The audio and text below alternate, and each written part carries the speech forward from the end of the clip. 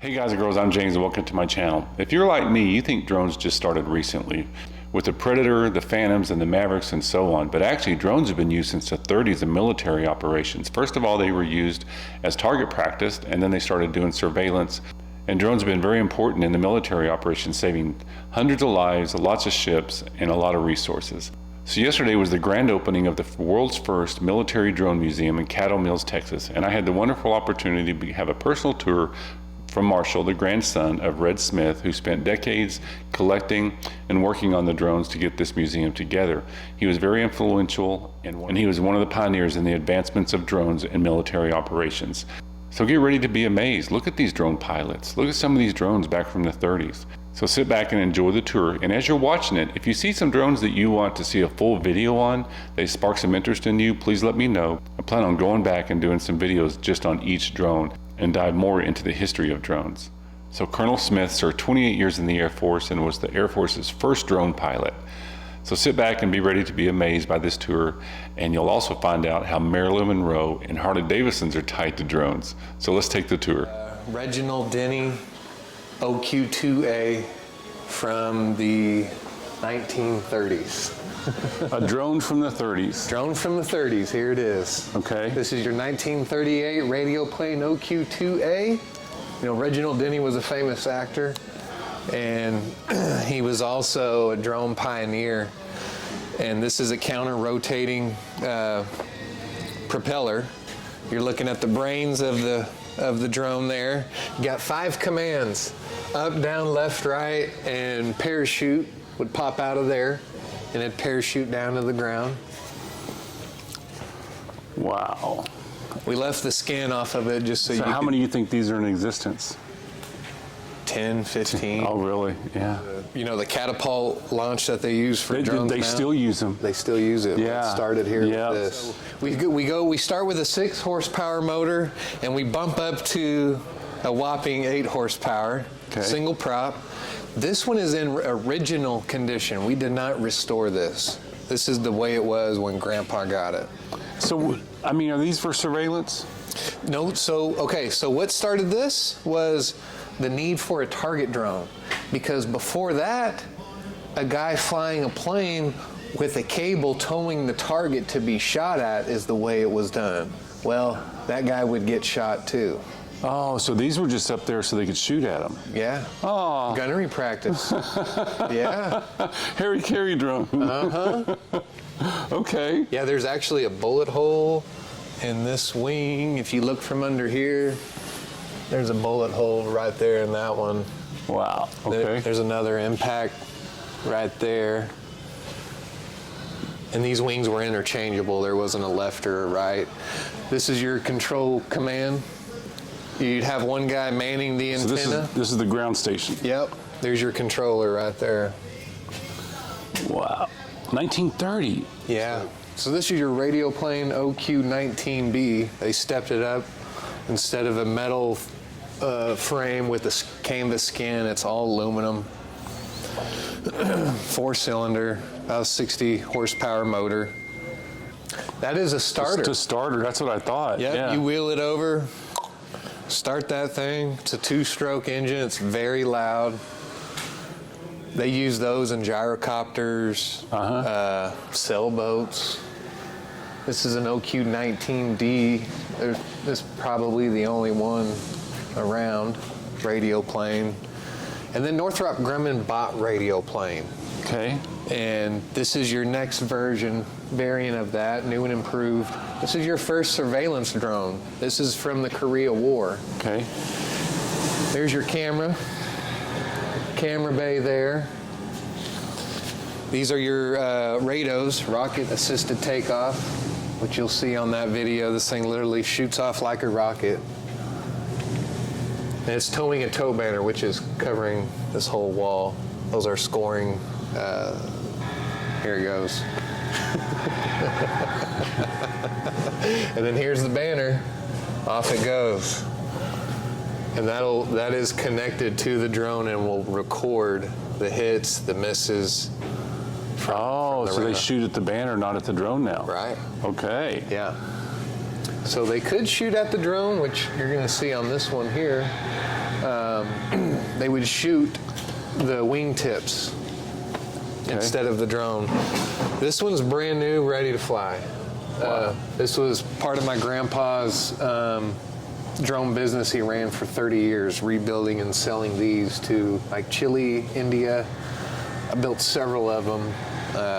It's under his command because he was a bona fide lieutenant colonel. So what year was this one designed?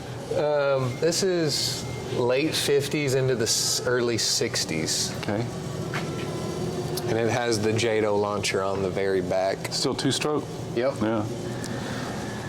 90 horsepower, 4-cylinder engine. Is that a rocket in the back? What is Yep, that's your rocket assisted takeoff. It falls off shortly after the drone launches.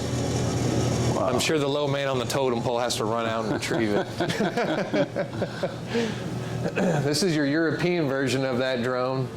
It's got a custom exhaust system on it, which I think did one of two things. It made it a little bit quieter, and it increased the horsepower. Now, that one's fully restored, ready to fly too. Is that titanium? You know, I don't know. That or stainless. Yeah, it's beautiful. That's the parachute bay. So what's the value of one of these drones? Now, I mean, we're probably looking around the 150 to 200 range. Yeah, 1,000. Yeah. Wow. Are these all insured? I don't handle that part of the museum. Wow. You know, I don't know where you buy insurance for that. 1960s, this is a Beechcraft drone. 6-cylinder turbo. 350 miles an hour. Yeah. For an hour at 43,000 feet. Variable pitch prop. So who's controlling it? Pre-programmed flight. Okay. So it's autonomous. Yep. The first Skydio. Yeah, pre-programmed. They fly their flight, pulling the target. It's got pylons under each wing, which would tow a radar signature receiver. What year was this one? Mid-60s. Wow. Yeah. Rocket assisted takeoff. VTAL. Okay. What do you see on all the Predators and stuff nowadays? VTAL. Yeah. And the same thing, the rocket launcher drops off? Yep. Wow.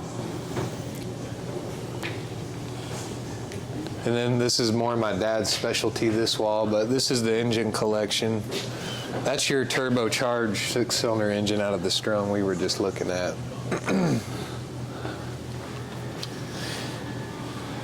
And a lot of people don't know that is how Marilynn Monroe got her start. She worked on the assembly line at the Ryder Engine Company that made the drones for the OQ-2A. So come promo day, I don't know if this is right or not, but I don't think it was planned that she was going to model and hold the propeller. I think it was a, hey, you're pretty cute. Come stand over here, hold the prop and say cheese. For a drone. Yeah. Then she turned into Marilynn Monroe. Norma Jean to Marilynn Monroe. And all these engines are built from new old stock parts we have. Like, this is a piston from the OQ-2A engine. We have several of these wrapped in the original cellophane wrapper that came in from the 30s. Wow. So we just assembled all the engines from all the parts we had.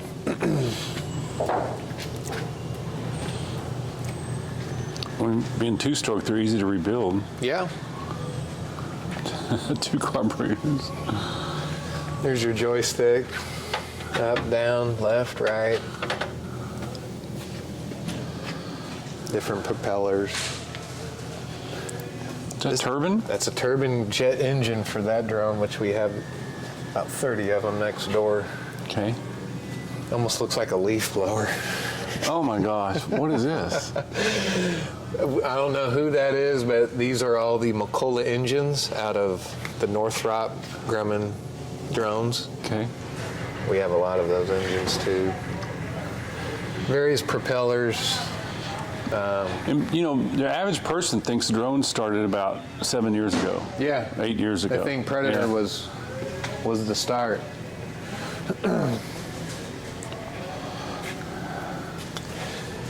So the original Denny drone, the OQ-2As, these are what the salesmen carried with them when they're going in and making their sales pitch. So I got that book. Drone. Yeah. Yeah. Machine gun cameras. I'm not, you know, again, this is my dad's wall, so he's real good at this part of the tour.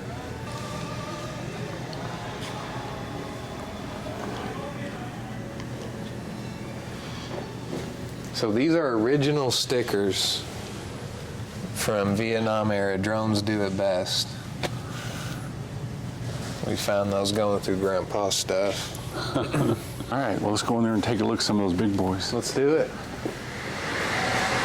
This is your first strike drone, 1971. This was your Vietnam drone. And the picture up above you is my grandfather at Ben Hoa Air Base in Vietnam. That drone relayed live video footage back to the C-130 mothership.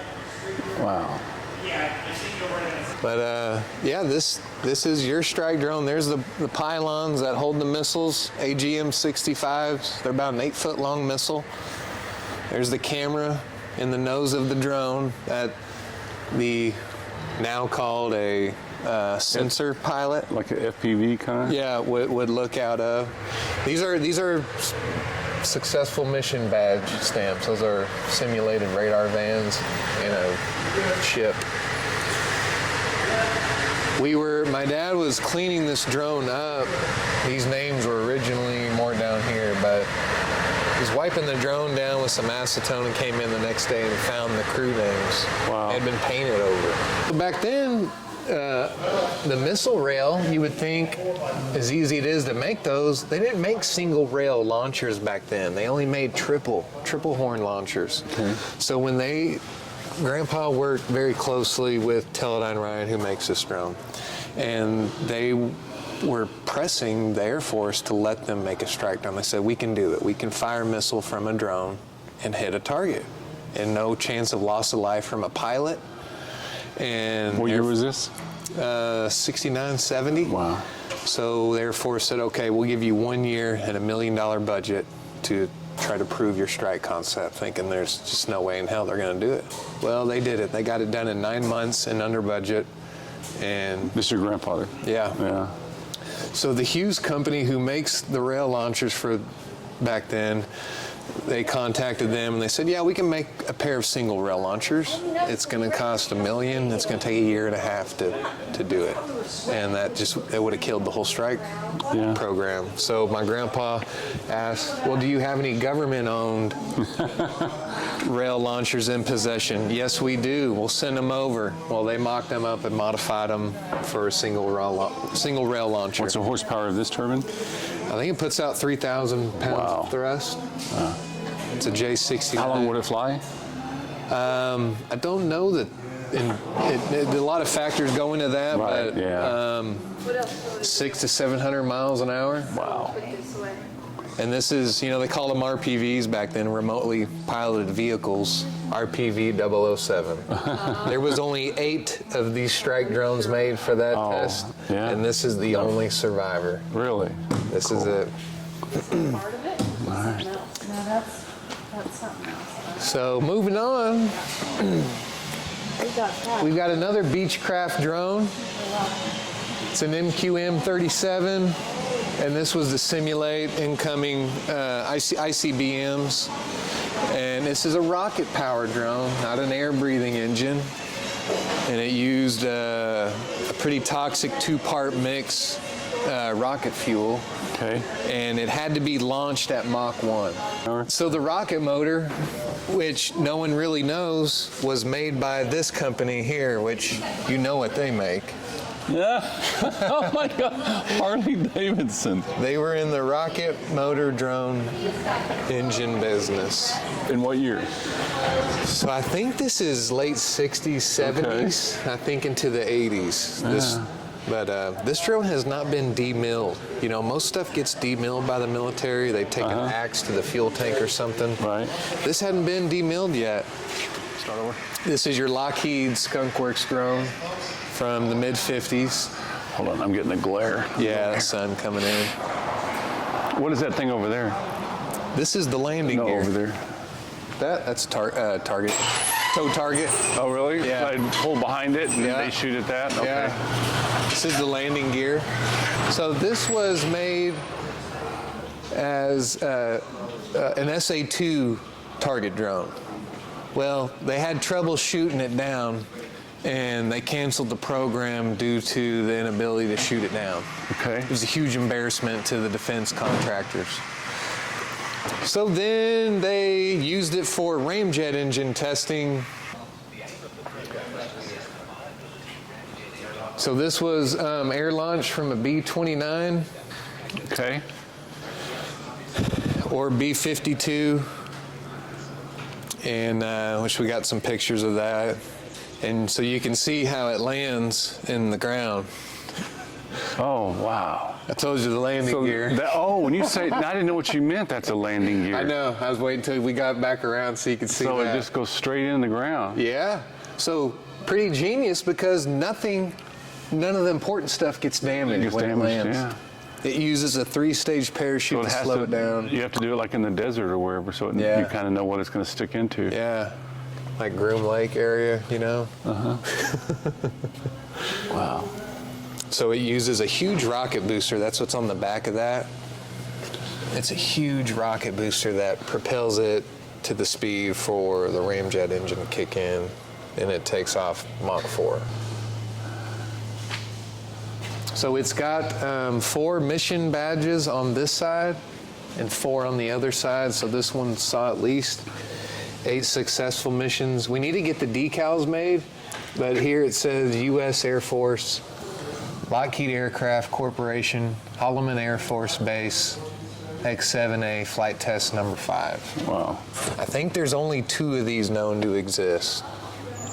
And Grandpa's had this since I was a kid. I remember playing on it. It was a rocket, you know. Yeah. What kid wouldn't love to play with the rocket? Yeah. So what's this one back here? That is that turbine engine we were looking at over there. I said it looks like a leaf blower. That's your Northrop Grumman BQM 74A. And there's 5 generations of that drone, which the Navy just retired and they went with Kratos instead. So you can still fly that. Yeah, we have 30 of them. 30 of them. Yeah, we got some racks of them over there that are covered up with the green canvases. Yeah, this is our... Is this a catapult here? This is the OQ-2 catapult, which I believe it's the only one left to known to exist. What propels it? A cable pulley system. Really? Yeah. Okay.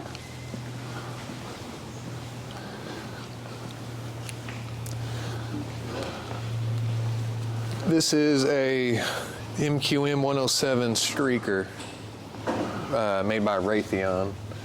We Frankenstein one good one together out of the 5 partial pieces we have. It'll get restored at some point. You know, we don't have any funding. Right, yeah. Everything we do is on our own time. Your and grandfather was doing it all. Yeah, so it's just as we can. Everything's as we can.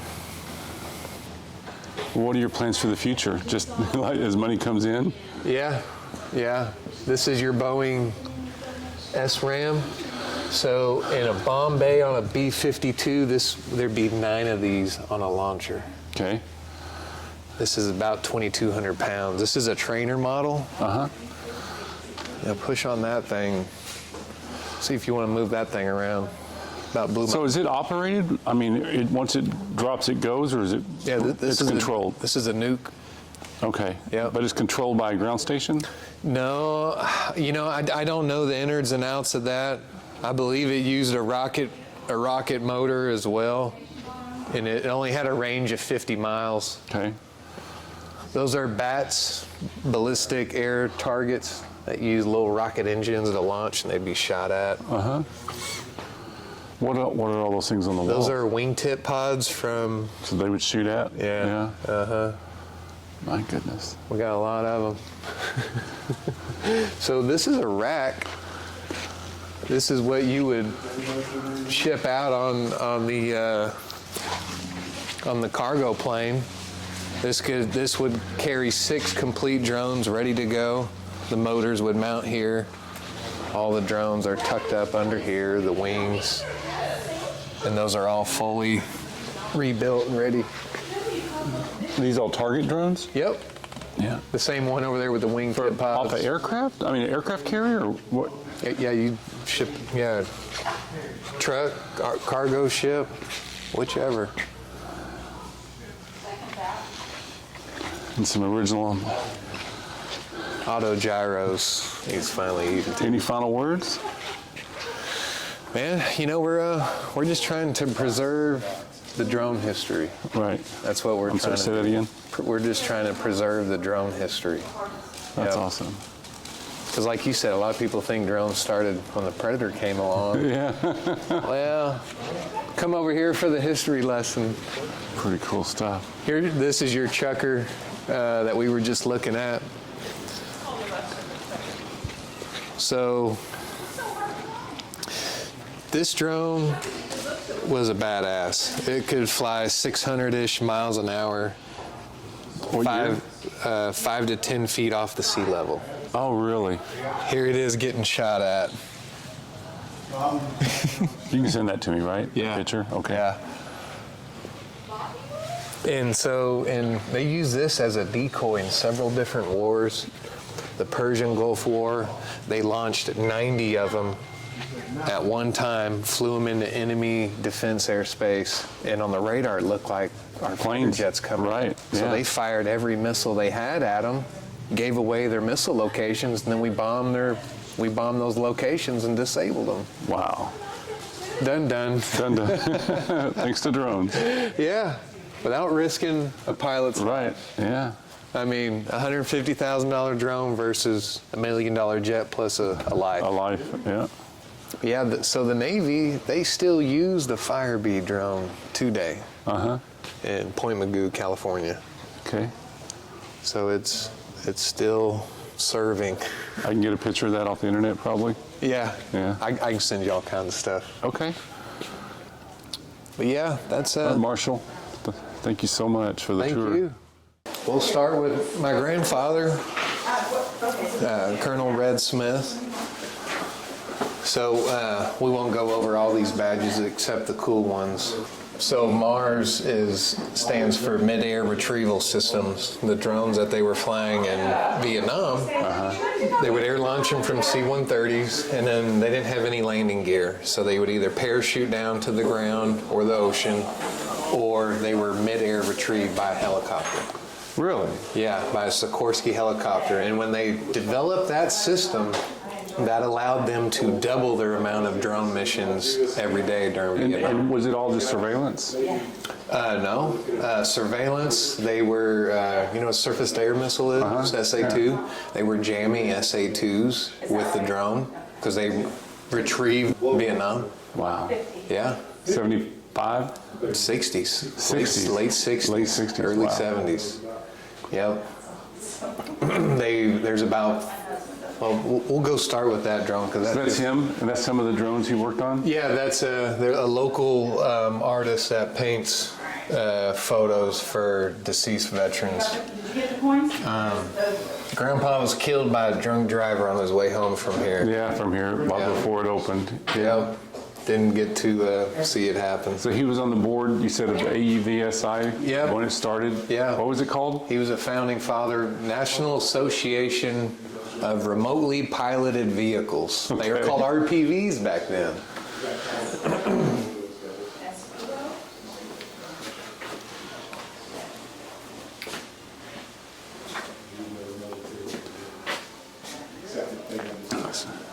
So what's the oldest drone you have here? Well, we will start with that one. Okay. It's right on the other side of this wall, but it is your Reginald Denny. So what a wonderful job Colonel Red Smith did building this museum. Unfortunately, if you saw in the description, Colonel Red Smith was killed by a drunk driver recently before the museum opened. But I'm sure he's up there looking down and smiling because now he knows his legacy will be preserved forever. So leave some comments down below. I'm sure the family would enjoy reading them and be able to answer many questions that you may have about these wonderful drones that are now preserved in history. Thank you so much for watching. I'll see you in the next one.